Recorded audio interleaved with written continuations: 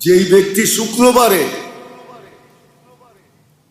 জুমার নামাজের পরে 7 বার সূরা ইখলাস, 7 বার ফালাক, 7 বার নাচ পড়বে, আগামী শুক্রবার পর্যন্ত সমস্ত বিপজ্জনক রোগ ব্যাধির থেকে নিরাপদ থাকবে। হাদিসে আছে। আর যদি আরো 7 বার সূরা ফাতিহা মিলায় নেয় তাহলে পুরো সপ্তাহ নিরাপদ থাকবে। তো থাকবে, পিছনে সব গুনাহ মাফ হয়ে যাবে। কাফারাতুজ যুনুব।